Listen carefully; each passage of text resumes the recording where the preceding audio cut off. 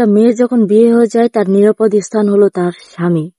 একটা মেয়ে যখন বিয়ে হয়ে যায় তার বাপের বাড়ি কিছু থাকে না, তার বাপের বাড়ি যতটুকু আদর আবদার ছিল তার সবটুকু চলে যায় তার স্বামীর কাছে।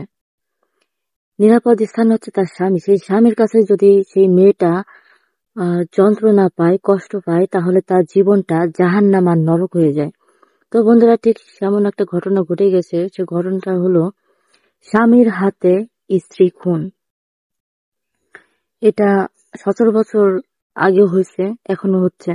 তো স্বামীর হাতে স্ত্রী কেন খুন হলো, কথাটা হচ্ছে আর কারণটা হচ্ছে যে স্বামী তার বউয়ের জন্য কিছু পুঁটি মাছ আনছিল, খাওয়ার জন্য পুঁটি মাছ আনছে, ছোট ছোট পুঁটি মাছ আনার পরে তার স্ত্রী ঠিক কাটাকাটি করতেছে, করতে করতে মানুষের একটা সহ্য আর ধৈর্য সীমা আছে।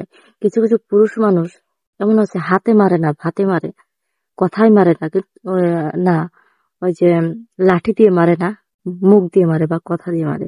ঠিক তেমনি এই মানুষটা যে হাত দিয়ে মারে না ভাত দিয়ে মারে, লাঠি দিয়ে মারে না মুখ দিয়ে মারে। সে কথাটা হচ্ছে কি, কিছু কিছু পুরুষ মানুষ আছে যে তার বউকে সাজা দেওয়ার জন্য লাঠি দিয়ে মারার দরকার হয় না, আবার মুখ দিয়ে ঠিকই মারতে পারে, এমন এমন কথা বলতে পারে যে সে মারার থেকে বেশি হয়ে যায়।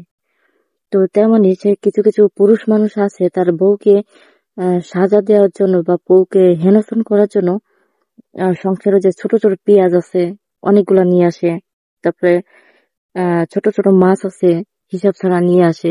যে নিয়ে আনলে এগুলা কার করতে হয়, সেই বউটার করতে হয় বা সেই মেয়েটার করতে হয়, এরকম করতে হয়।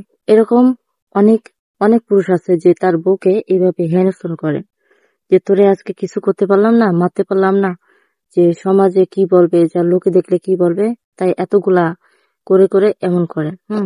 এতগুলা মাছ নিয়ে আসে, 3 কেজি 4 কেজি 5 কেজি মাছ নিয়ে আসবে, ছোট ছোট পেঁয়াজ নিয়ে আসবে। মানে যেভাবে একটা মেয়েকে হেনস্থন করা যায়, নির্যাতন করা যায়, ঠিক সেইভাবে সেগুলো করতে থাকে, যেগুলো মানুষ কষ্ট পায়। তো তার বউয়ের জন্য পুঁটি মাছ নিয়ে আসে, যে পুঁটি মাছ কাটতেছে, কাটতে কাটতে মানুষের সহ্য ধৈর্য কিছু আছে, যে একটা লং টাইম বসে কেউ এভাবে মাছ কাটতে পারবে না। লং টাইম বসে কেউ কোনো কাজ করতেই পারে না, 3-4 ঘন্টা বসে তার কোমরে ব্যথা হবে বা বসতে পারবে না, হাতে পায়ে ব্যথা হবে, এমন একটা অসহ্য ধরে যাবে। তো সেরকম মাছ নিয়ে আসার পরে কাটাকাটি শুরু করে, করতে করতে তার এক কথায় দুই কথায় তার হাজবেন্ডের সাথে ঝগড়া লেগে যায়। ঝগড়া লাগার সাথে সাথে প্রথমে সেই তার হাজবেন্ড, সেই পুরুষ মানুষ, সেই লোকটা তার স্ত্রীকে প্রথমে জুতা দিয়ে পিটায়। জুতা দিয়ে পিটানোর পর তাকে যেভাবে মারার দরকার মারছে, ইচ্ছা মতো মারছে। মারতে মারতে সেই মেয়েটা বা তার বউ সেখানে মারা যায়, সেই জায়গায় মারা যায়। মারা যাওয়ার পরে এখন সেই পুরুষ মানুষ বা সেই স্বামী এখন কি করবে? এখন তো সে আইনের পথে বাধা, আইনের সে চলে গেছে। তো এখন সে দৌড়ায় চলে গেছে থানায়। থানায় যাওয়ার পরে সে নিজে নিজে স্বীকারোক্তি দিচ্ছে যে তার বউকে কিভাবে সে খুন করছে।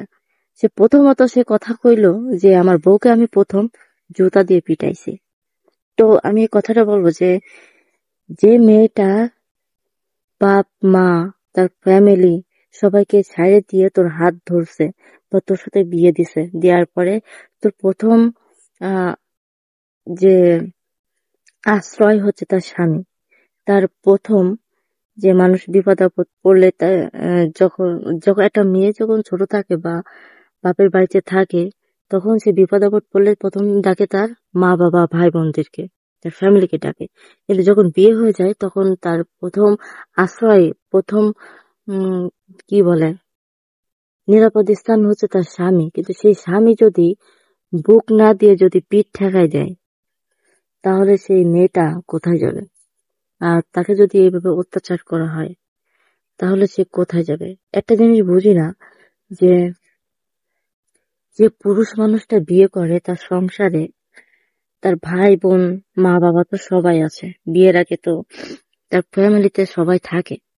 তখন যে এই পুরুষ মানুষটা যাকে এই যে পুরুষ মানুষটাকে বিয়ে দিতেছে, তখন তার আগে তা আপনাদের সাথে তো ঝগড়া হয়েছে, টুকিটাকি ঝগড়া হয়েছে, ভাই বোনের সাথে ঝগড়া হয়, মা বাবার সাথে ঝগড়া হয়। কই তখন তো তোর মা বাপরে ধরে ধরে পিটাইতে পারে না, তখন তো তার ভাই বোনরে ধরে ধরে পিটাইতে পারে না। কিন্তু এই যে যখন বাইরের যে মেয়েটারে নিয়ে আসে, হ্যাঁ পরের মেয়েটাকে যখন বিয়ে করে নিয়ে আসে, নিয়ে আসার পরে 19-20 হইলে যখন তার কথা ভালো লাগতেছে না তখন ধরে ধরে পিটাচ্ছে, ইচ্ছা মতো পিটাচ্ছে। কই আগে তো এটা ছিল না। তোমার ভাই বোনের সাথে তো এমন কাজ করতে পারো নাই, তোমার মা বাবার সাথে তো ধরে পিটাইতে পারো নাই, তাহলে পরের মেয়েটারে এইভাবে নিয়ে আসে, ও এটা নিয়ে আসে কেন এইভাবে পিটাইতে হবে আর কেন এইভাবে করতে হবে? মনে হয় পুরুষত্বের ই দেয়, কি কর যে আমি পুরুষ, এটা প্রমাণ করে, যে পুরুষত্ব প্রমাণ করতেছে। এই সমাজে পুরুষ মানুষগুলো আছে এত নিকৃষ্ট, এত জঘন্য, বলার বাইরে।